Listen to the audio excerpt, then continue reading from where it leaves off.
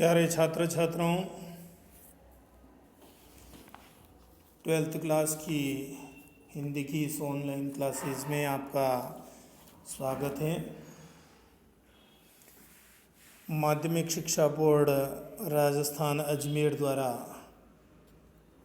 2021 में होने वाली बोर्ड परीक्षा में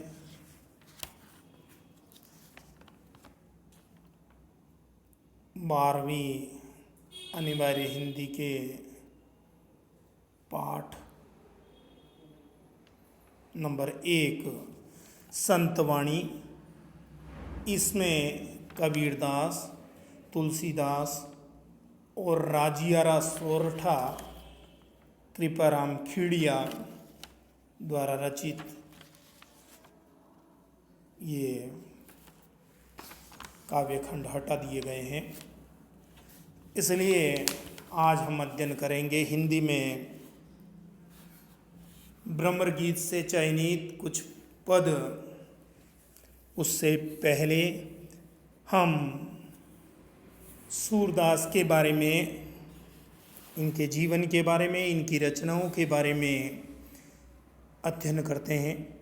सूरदास जी का जन्म सन 1483 ईस्वी में हुआ था और सन 1563 ईस्वी में इन्होंने अपना शरीर त्याग दिया था। सूरदास का जन्म दिल्ली के निकट सिही नामक गांव में हुआ था। रुनकता या आगरा के गौघाट पर उनकी भेंट महाप्रभु वल्लभाचार्य से हुई। उन्होंने सूरदास को वल्लभ संप्रदाय में दीक्षित किया तथा भागवत कथा सुनाई, जिसके आधार पर कवि ने उच्च कोटि के साहित्य का सृजन किया। सूरदास ने ब्रजभाषा में श्री कृष्ण की लीलाओं का सुंदर चित्रण किया है। सूरदास जी की एक विशेषता यह भी रही है कि इन्होंने जो साहित्य रचना की है वो ब्रजभाषा में की है, और ब्रजभाषा में साहित्य रचना करने के साथ साथ इन्होंने कृष्ण की बाल लीलाओं का बहुत ही सुंदर चित्रण किया है। वे भक्ति, श्रृंगार एवं वात्सल्य के अनुपम कवि हैं। सूरदास की प्रमुख रचनाएं 3 मानी जाती है: सूरसागर, सुरसारावली और साहित्य लहरी। इनमें से सूरसागर इनकी अक्षय कीर्ति का आधार ग्रंथ है। सूरदास अष्टचाप के शीर्ष कवि हैं। कृष्ण के लोक रंजक रूप को काव्य का आधार बनाकर उन्होंने जयदेव और विद्यापति की गान परंपरा को आगे बढ़ाया। सूरदास का काव्य हिंदी साहित्य की अमूल्य निधि है। उनके बारे में सच ही कहा गया है: सूर सूर तुलसी शशि, उड़गण केशव दास, अबके कवि खद्योतसम, जह जह जह तह करत प्रकाश। इस प्रकार इस पाठ में सूरसागर के भ्रमर गीत से 6 पद लिए गए हैं। श्री कृष्ण ने विरह वेदना से व्यथित गोपियों को सांत्वना देने हेतु उद्धव को भेजा था। उद्धव उन्हें निर्गुण ग्रंथ और निर्गुण ब्रह्म एवं योग का उपदेश देते हैं। तभी वहाँ एक भंवरा आता है। गोपियाँ भ्रमर के बहाने उद्धव को जवाब देती हैं। उन्हें कड़वी ककड़ी के समान योग का उपदेश अरुचिकर लगता है। उनके लिए मिलन और विरह दोनों स्थितियों में श्री कृष्ण से लगाव लाभदायक हैं। मथुरा काजल की कोठरी के समान हैं। उनकी आंखें कृष्ण दर्शन को व्याकुल हैं। वे निर्गुण ब्रह्म के रूप, रंग, निवास, माता पिता आदि का ब्यौरा जानना चाहती हैं। कृष्ण की याद दिलाने वाले वन, उपवन, लता, वितान, यमुना आदि विरह काल में भीषण संतापदायक बन गए हैं। कवि ने कहीं कहा भी है कि जो संयोग काल में जो चीज़ें उनको सुख पहुंचाती थी, वे ही वियोग के, विरह के इन क्षणों में उन्हें उतना ही कष्ट देती है जितना उन्हें संयोग में वो सुख दायक लगती थी। भ्रमर गीत का पहला हम पद्य पढ़ेंगे। पहला पद दे रखा है। पहला पद दे रखा है,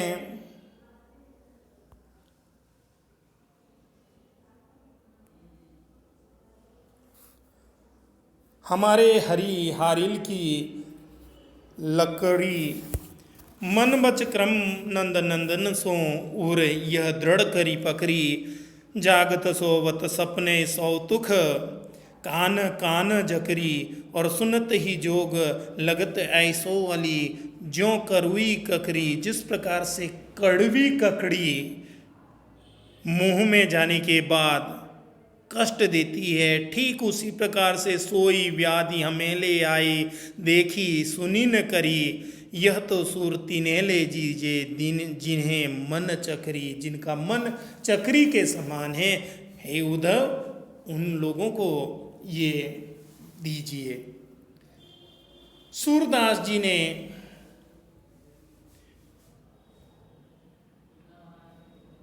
अपने काव्य में गोपियां अपना अनन्य अनुराग प्रकट करती हुई कहने लगती है उद्धव, हमारे लिए कृष्ण एक हारिल पक्षी होता है और हारिल पक्षी की विशेषता होती है जो सदा अपने पंजों में लकड़ी को पकड़े हुए रहता है। जहाँ भी बैठता है वहाँ वो लकड़ी उस हारिल पक्षी के पंजों में जकड़ी हुई रहती है। उसी के बारे में बताया गया है कि हमारे लिए ठीक उसी प्रकार से गोपियाँ कहती है कि हमारा मन भी उस हारिल पक्षी की उस लकड़ी के समान है। भगवान श्री कृष्ण को हमने इस तरह से पकड़ रखा है जिस प्रकार से हारिल पक्षी उस लकड़ी को पकड़ के रखता है, ठीक उसी प्रकार से हमने भी भगवान श्री कृष्ण को हारिल पक्षी की कभी न छूटने वाली लकड़ी के समान माना है। हमने अपने हृदय में मन से, वचन से और कर्म से यह विश्वास कर लिया है, निश्चय कर लिया है कि हम नंदलाल कृष्ण के प्रति प्रेम में सदैव अनुरक्त रहेगी। मन वच क्रम नंद नंदन सो उर यह दृढ़ करी पकड़ी। हमने अपने उर यानी हृदय में, हमने अपने हृदय में इस तरह से दृढ़ यानी कठोरता से पकड़ रखी है। और किसको? उस हारिल पक्षी की लकड़ी के समान भगवान कृष्ण के प्रेम को। जागत सोवत सपने सोतुक कान कान जकरी। और हम सोते और जागते स्वप्न और प्रत्यक्ष में अर्थात रात दिन कृष्ण के नाम को ही रट लगाए रहते हैं। और सुनत ही जोग जग लगत ऐसो अली ज्यों करुई ककरी। है मधुक तुम्हारा निर्गुण ब्रह्म साधना और ज्ञान योग का उपदेश सुनने में हमें ऐसा कटु लगता है जैसे कड़वी ककड़ी खा ली हो। जिस निर्गुण के विषय में इससे पहले हमने न सुना और न कोई आचरण किया है तथा न कभी देखा भी है, उसी को नए रोग की तरह आप हमारे लिए ले आए हो। सोई व्याधि हमें ले आए हो, ऐसे व्याधि हमारे लिए ले आए हो। सूरदास जी कहते हैं देखी सुनी न करी, इस प्रकार की व्याधि हमने न तो कभी सुनी है न देखी है, ऐसी व्याधि हमारे लिए ले आए हो। यह तो सूरती ने ले दीजिए जिनके मन चक्री। सूरदास जी कहते हैं कि गोपियों ने उद्धव से स्पष्ट कहा है कि यह निर्गुण एवं योग साधना जो तो आप उन्हें सिखाइए जिनके मन चक्री के समान अस्थिर एवं भ्रमित रहते हैं, जिनके मन सदैव कृष्ण में लगे रहते हैं, या जिनके मन सदैव भगवान श्री कृष्ण के अनन्य प्रेम में लगे हुए हैं, उन्हें ये निर्गुण उपदेश देने से कोई मतलब नहीं है। फिर दूसरा कवि ने दिया है कि हम तो दूहु भांति फल पायो, जो ब्रजनाथ मिले तो नीको ना तरु, जग जस गायो। कहे वे गोकुल की गोपी, सब बरन हीन लघु जाति।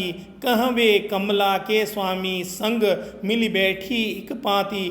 निगम ध्यान मुनि ज्ञान अगोचर, ते भय घोष निवासी। और ता ऊपर सब स्वांच कहो, द्यो मुक्ति कौन की दासी। जोग कथा पाल लागो, ऊधो ना कहूँ बारंबार। और सूर श्याम तजी और भजे, जो ताकी जननी चार।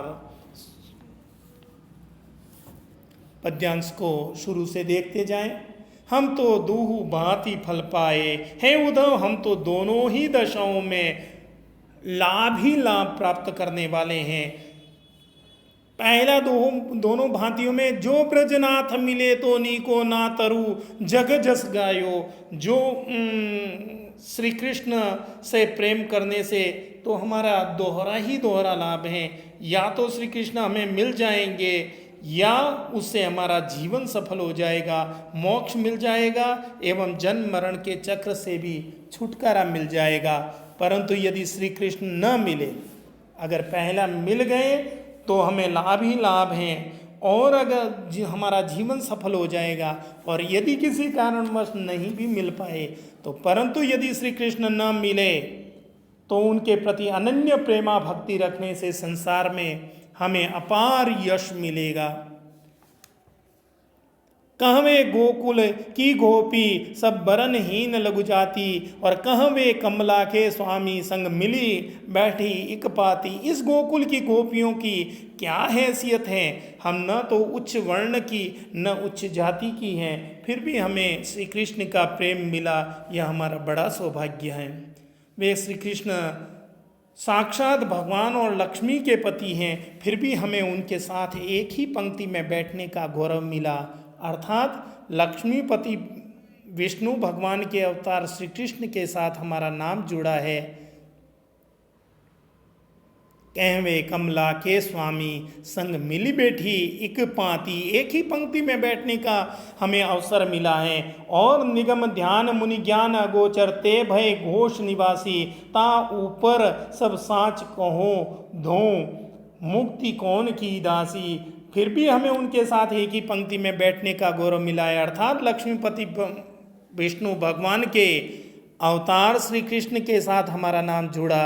श्री कृष्ण को वेदों के अध्ययन करता ध्यानस्थ योगी और ज्ञानी मुनियों को भी अगोचर हैं, अलभ्य हैं, वे ही प्रभु हमारे गोकुल में अहीरों की बस्ती में हमारे साथ रहें।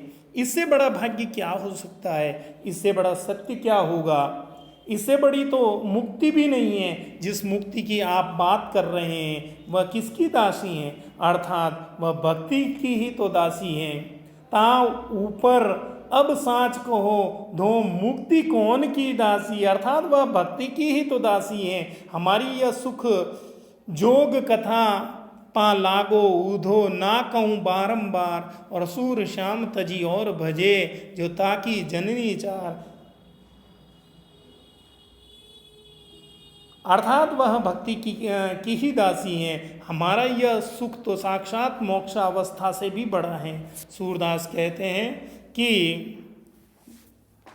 गोपियों ने इस क्रम में कहा कि हे उद्धव, हम आपके पांव पड़ती हैं कि आप बार बार मोक्ष देने वाली निर्गुण साधना की बात मत कहो, क्योंकि अब हमें मोक्ष की कोई भावना नहीं है। हमारा तो यही मानना है कि श्री कृष्ण की भक्ति को छोड़कर जो कोई किसी अन्य की भक्ति करे उसका जन्म लेना व्यर्थ है, उसका जीवन एकदम बेकार है। यानी हमने भगवान श्री कृष्ण को से प्रेम किया है, उनके चित्त में चित्त लगाया है, तो निश्चित रूप से हमने उस हारिल पक्षी की भांति, जैसा कि पहले पद में बताया गया है कि उस हारिल पक्षी ने जो लकड़ी पकड़ रखी है अपने पंजों में, वो ही उसको एकमात्र सहारा लगती है। ठीक उसी प्रकार से भगवान श्री कृष्ण का हमने सहारा ले लिया है, उसी को हमने चित्त में धारण कर लिया है। तो अब और कोई उपदेश देने से और कोई निर्गुण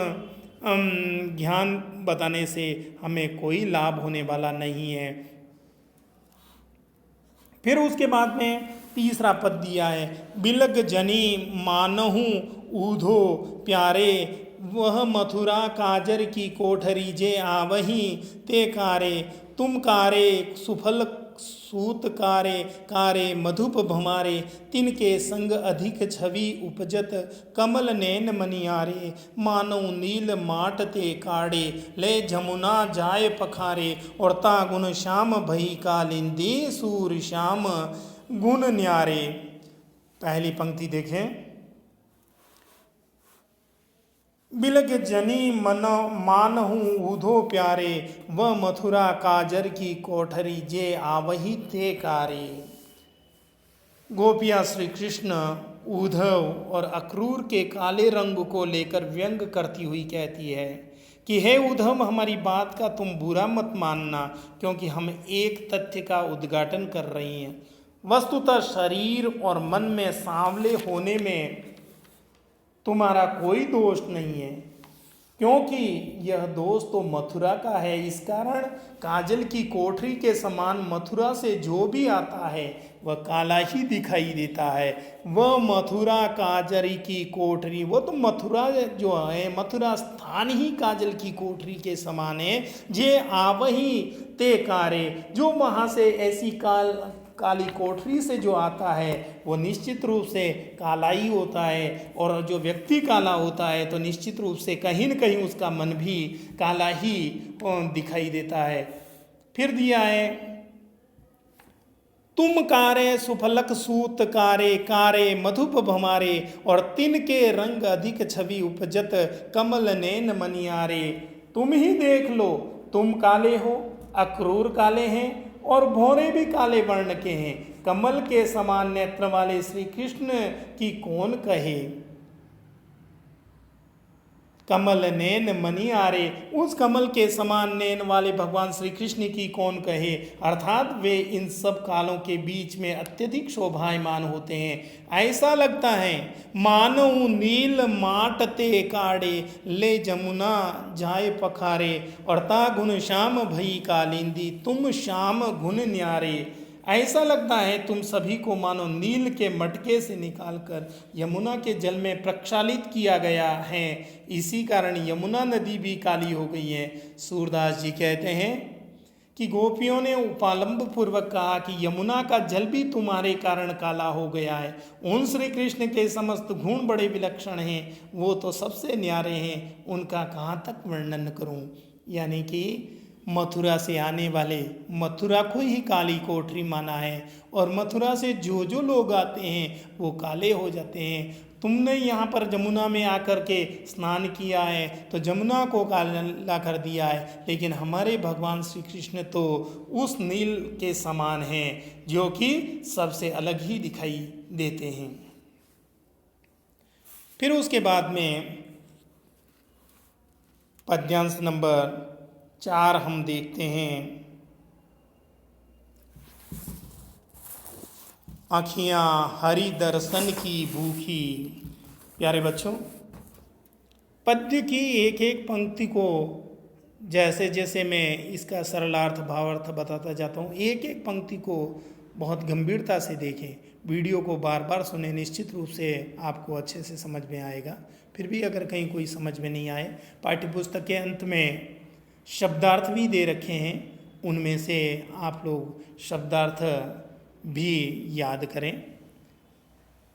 अखियाँ हरि दर्शन की भूखी, कैसे रहे रूप रस रांची, ये बतियाँ सुनी रूखी, अवधि घनत इकटक मग जोवत, तब ऐती नहीं झूखी, अब इन जोग संदेशन ऊधो अति अकुलानी दुखी, और मारक वह मुख फेरी दिखाओ, दूही पय पीवत पतूखी, सूर सिकत हटी नाव चलायो, ये सरिता है सूखी। आँखियाँ हरि दर्शन की प्यासी भी आता है कहीं कहीं, और कहीं कहीं भूखी भी आता है, क्योंकि प्यास और भूख का भी संबंध है। कहीं कहीं पद्यांश में, इसी पद्यांश में कहीं कहीं आँखियाँ हरि दर्शन की प्यासी ये भी देखने को मिलेगा, और कहीं कहीं ये भी आएगा अखियाँ हरि दर्शन की भूखी, कैसे रहें रूप रस राची, ये बतियाँ सुनी रूखी। गोपियाँ उद्धव से कहती है कि हमारी आंखें प्रियतम कृष्ण के दर्शनों की भूखी हैं, कृष्ण के दर्शनों की प्यासी है। तुम्हारे द्वारा निर्गुण साधना की रूखी बातें सुनकर ये हमारी श्री कृष्ण के रूप रस में रंगी हुई आंखें कैसे रह सकती है, कैसे संतोष रख सकती है। प्रीतम कृष्ण के मथुरा से लौट आने की अवधि अवधि घनत इकटक मग जोग मग, यानी रास्ता जोवत यानी देखते रह जाते हैं। तब ऐती नहीं जूखी, अब इन जोग संदेशन ऊधो अति अकुलानी दुखी। प्रियतम कृष्ण के मथुरा से लौट आने की अवधि की गणना करने और एक टक आगमन मार्ग देखते रहने से भी ये हमारी आंखें इतनी व्यथित नहीं हुई हैं जितनी तुम्हारी रूखी बातों से हुई है। बारक वह मुख फेरी दिखाओ, दुही पय पीवत पतूखी, और सूर सिकत हटी नाव चलायो, ये सरिता है सूखी। हे उद्धव, अब तुम्हारे योग साधना के उपदेश या उपदेश को सुनकर वे अत्यधिक व्याकुलता से दुखी हो रही है। अब तुम्हें एक बार श्री कृष्ण का गायों को दूह कर दोने में ताज़ा दूध पीने वाला मुख दिखलाओ, अर्थात एक बार उन्हें हमारे पास ले आओ और गोप लीला करके दिखलाओ। सूरदास जी के अनुसार गोपियाँ कहती है कि हे उद्धव, हम तो श्री हरि के बिना सूखी नदी के समान, ये सरिता है सूखी। हे उद्धव, हम तो श्री हरि के बिना सूखी नदी के समान हैं, अतः इस नदी में क्यों हठपूर्वक नाव चलाने का प्रयत्न कर रहे हो। जहाँ पानी ही नहीं है वहाँ नाव चलाना संभव नहीं है। ठीक उसी प्रकार से हमारा जो प्रेम है, अनन्य प्रेम है, वो भगवान श्री कृष्ण के प्रति है। और भगवान श्री कृष्ण के नहीं होने की स्थिति में जिस प्रकार से नदी में पानी नहीं होता है और नदी में नाव चलाना संभव नहीं होता है, इसी प्रकार से निर्गुण योग रूपी ये ज्ञान की बातें करने से कोई मतलब नहीं है। जहाँ जिसके दिल में भगवान श्री कृष्ण रसे बसे हैं, उनके सामने ये हट करना ही बेकार है। इस नदी में क्यों हठपूर्वक नाव चलाने का प्रयत्न कर रहे हो। आशय यह है कि जल रहित नदी में नाव चलाने का प्रयास व्यर्थ रहता है, उसी प्रकार हमारे सामने निर्गुण योग का उपदेश व्यर्थ है। उसके बाद में निर्गुण कौन देश को वासी, मधुकर भौरे के लिए आया है और भौरा यानी उद्धव के लिए। निर्गुण कौन देश को वासी, मधुकर हंसी समुझाए, सोह दे बूझती साचन हासी, कोहे जनक जननी को कैयत, कौन नारी को दासी, कैसो बनन बेस है, कैसो केही रस में अभिलाषी, पावे घो मुन पुनि कियो आपनो, जोरे कहे गो घासी, और सुनत मौन वे रयो, थग्यो सो सूर सबे मति नासी। सूरदास जी कहते हैं कि उनकी बुद्धि नष्ट हो गई है, उनकी बुद्धि चली गई है जो इस तरह की बातें कर रहे हैं। निर्गुण कौन देश को वासी। उद्धव ने गोपियों को निर्गुण निराकार ब्रह्म की भक्ति करने को कहा। निर्गुण कौन देश को वासी, मधुकर हंसी समुझाए, हंसते हुए वो समझा रहे हैं। तब गोपियां उनसे पूछने लगती है, उद्धव तुम जिस निर्गुण की बात कर रहे हो वह किस देश का वासी है। निर्गुण कौन देश को वासी। मधुकर हंसी समुझाए, जब ये बात पूछती है तो वो उद्धव हंसते हुए जवाब देता है, हंसते हुए समझाता है। सोह दे यानी सौगंध देते हैं, बूझती सांचनी हासी। है मधुकर, हमें अच्छी तरह समझा कर कहो कि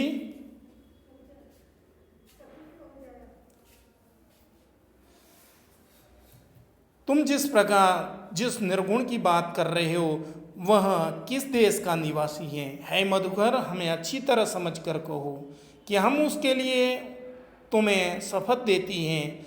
हम यह बात तुमसे सत्य भाव से पूछ रही हैं, तुम्हारी हंसी नहीं कर रही हैं। तुम्हारे उस निर्गुण ब्रह्म का पिता कौन है, माता कौन है, कौन उसकी पत्नी और कौन उसकी दासी है। को है जनक जननी को कय्यत, कौन नारी को दासी। और कैसो वरन, कैसा तो उसका वर्ण है, कैसी उसकी वेशभूषा है, कैसे कहीं रस में अभिलाषी, और किस रस में वो डूबा हुआ है। यदि पावे गोपनी क्यों आपनो, जोरे कहे गो गासी। और सुनत मौन वे रहो, ठग्यो सो सूर सबे मति हासी। यदि तुम इन प्रश्नों के उत्तर देने में कोई असत्य बात कहोगे तो तुम तो अपने किए का फल भोगोगे। भक्त कवि सूरदास जी वर्णन करते हैं कि गोपियों के ऐसे वचन सुनकर उद्धव ठगे ठगे गए व्यक्ति के समान मौन हो गए और कुछ उत्तर न दे सके। उन्हें ऐसा लगा कि उन गोपियों को समस्त बुद्धि ही नष्ट हो गई हो, क्योंकि निर्गुण ब्रह्म अर्थात निराकार ब्रह्म की साधना सांसारिक मोह माया से परे हैं। उनका कोई रूप रंग नहीं है, तो माता पिता पत्नी दासी का तो सवाल ही नहीं। इस प्रकार से गोपियाँ उस उद्धव की जो निर्गुण उपदेश देने आए हैं, निर्गुण निराकार पर ब्रह्म के उपदेश देने आए हैं, उनकी एक भी बात मानने के लिए तैयार नहीं है।